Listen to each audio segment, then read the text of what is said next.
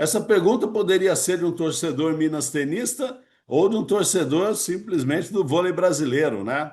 Ele fala que queria muito saber a minha opinião a respeito de uma possível virada, né? Ele coloca entre aspas na carreira da Thaísa, em que a perda do rendimento fica mais evidente.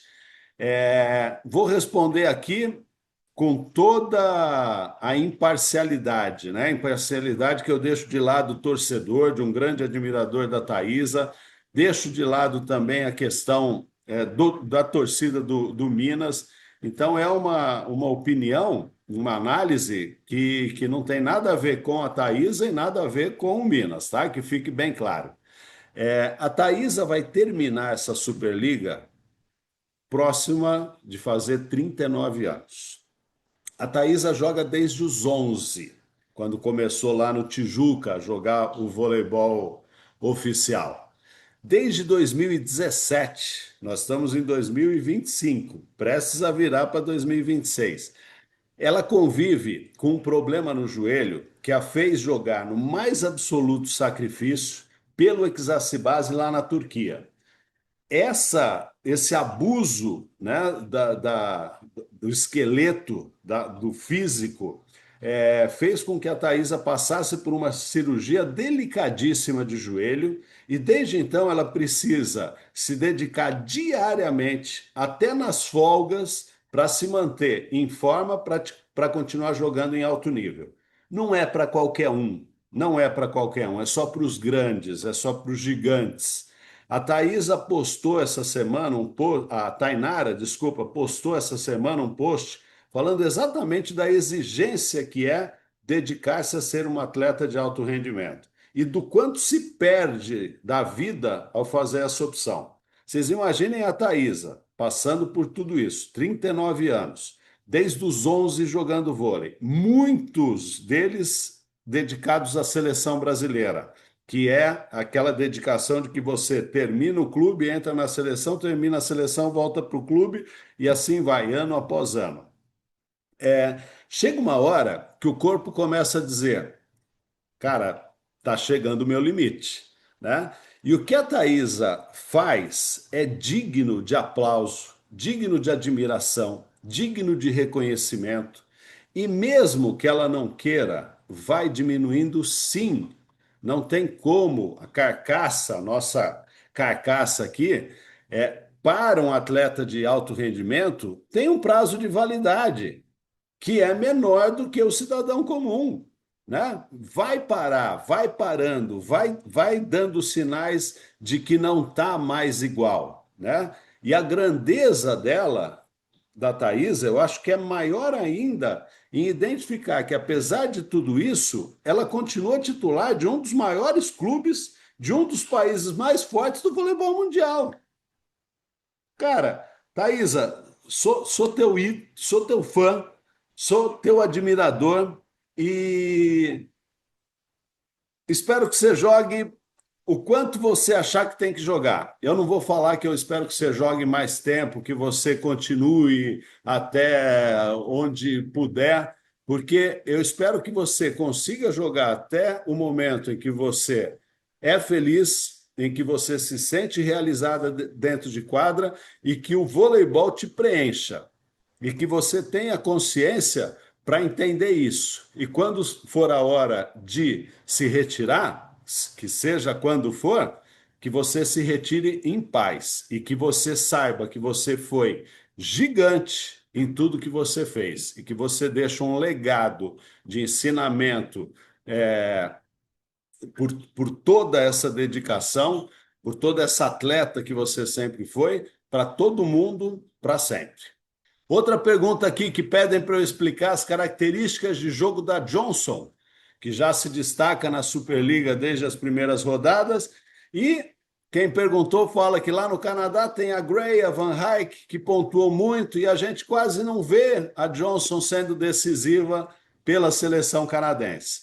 Vamos lá, vou analisar aqui, espero que eu consiga é, atingir aí o que você pretende com a minha opinião. Eu penso que todo mundo tem seu ponto de inflexão, né? Como dizem os autores que escrevem livros de crescimento pessoal hoje em dia. O ponto de inflexão é aquele em que você começa a mudar uma trajetória.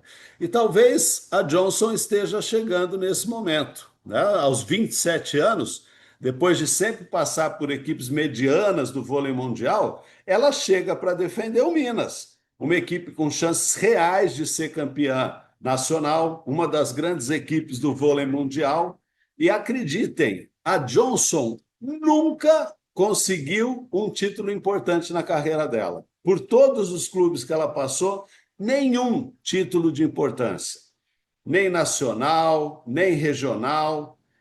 E talvez a Johnson tenha a grande oportunidade de conseguir isso defendendo o Gerdau Minas. Então, vocês imaginem, na cabeça de um atleta desse nível, atleta internacional, que chega num momento da carreira em que ela sabe que ela está bem e que ela sabe que ela pode conquistar o título até então mais importante da carreira dela, o quanto ela não vai se dedicar. E ela está sobrando, ela está jogando muito, está passando, está atacando, bloqueia muito bem, saca com muita consciência. Eu acho que esse pode ser o melhor ano da carreira da Johnson e chegando finalmente a levantar um título. Tem Superliga, tem Copa do Brasil, vamos ver se ela consegue, quem sabe Sul-Americano ainda, né? Outra pergunta aí também que pode ser de torcedor minas tenista como torcedor da seleção brasileira. Como tem se saído a Naemi nesse retorno às quadras? E aqui eu gostaria de fazer uma observação. Um tempo atrás eu fiz uma análise sobre a Marcele e falei que ela estava esnobando muito nos gestos, né? Quando eu falo isso, eu não falo como torcedor e nem como crítico, eu falo como técnico, que eu fui durante quase 40 anos da minha vida, né? E a gente percebe alguns sinais que os jogadores de potencial, geralmente os mais novos, precisam identificar para continuar a trajetória de qualidade que eles estão começando. Então, a minha crítica a Marcele, naquele momento, foi exatamente isso. Marcele, você tem potencial para caramba, você é uma baita jogadora. Bota o pezinho no chão aí e continua como você estava fazendo, né? E a Naemi eu vou falar mais ou menos a mesma coisa aqui, guardadas as proporções que a Naemi está voltando e já é uma jogadora consagrada, né? A comissão técnica do Gerdau Minas teve um cuidado muito bacana com a Naemi. Ela foi reinserida na Superliga bem devagarinho, sem pressa, entrou em alguns momentos, depois jogou alguns sets inteiros e agora está jogando o jogo completo, né? Falta ainda um pouco mais de qualidade na defesa. Eu acho que comparando recepção com defesa, a defesa da Naemi ainda está devendo. Eu tenho a impressão que ela demora ainda a se posicionar, demora a se posicionar, às vezes por comodidade.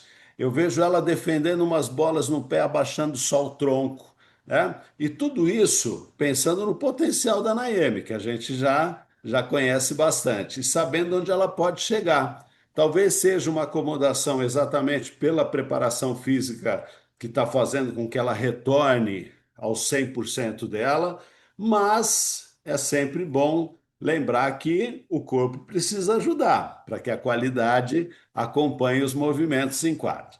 Mais uma pergunta do torcedor minas tenista. Ele está preocupado com o passe do time dele. Será que o passe do Gerdau Minas é um ponto a ser melhorado?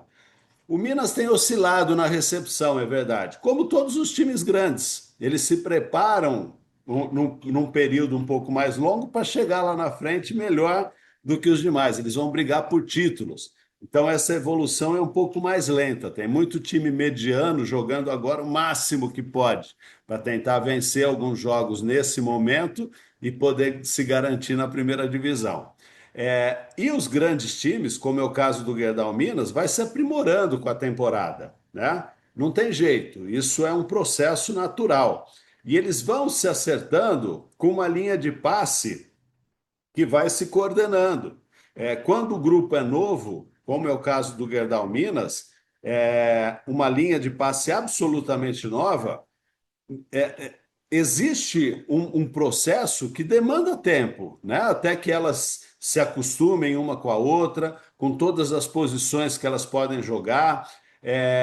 E o Minas, o Gerdau Minas, ele está se acostumando numa situação um pouco diferente dos outros times. Ele não tem uma passadora nata, uma passadora, uma ponteira passadora, aquela ponteira que fala assim, não, você vai só passar. A Pridaroit parece que é uma opção de reserva, apesar dela ter entrado nos últimos jogos, até sido titular. A aposta do Lorenzo, técnico do Minas, eu acho que é na Johnson, na Gleice e na Naemi como linha de passe, né? A Pri e a Ana Rudiger, que agora está sendo utilizada como oposta, acho que pelas circunstâncias, né? O Minas não conseguiu trazer uma oposta para substituir a Amanda, que passou por cirurgia e não volta mais para a Superliga. Talvez a Pri seja essa peça que vai completar, entrar quando precisar. Mas, ao meu ver, pela maneira como ele está conduzindo a formação titular e escolhendo as jogadoras, o Lorenzo vai jogar com a Johnson, a Gleice e a Naemi. E vai insistir nisso e vai treinar muito para que elas consigam dar conta. Johnson e Gleice, duas atacantes poderosíssimas. Gleice precisando um pouco mais de regularidade, de constância, de confiança, e a Johnson fazendo uma ótima Superliga. Então eu acho que vai ficar nisso.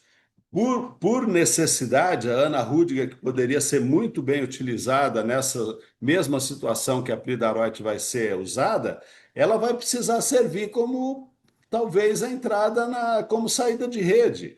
E ela é jovem e num trabalho coletivo, às vezes precisa isso. Você precisa abrir mão de uma expectativa individual para fazer com que o coletivo funcione, né? Então, o passe do Minas vai ter dificuldade em algumas partidas. Johnson e Gleice não são especialistas, mas são jogadoras que podem completar, junto com a Maria, a russa que está jogando de oposta, essas situações em que o passe não chega e qualquer uma das três pode definir muito bem, né?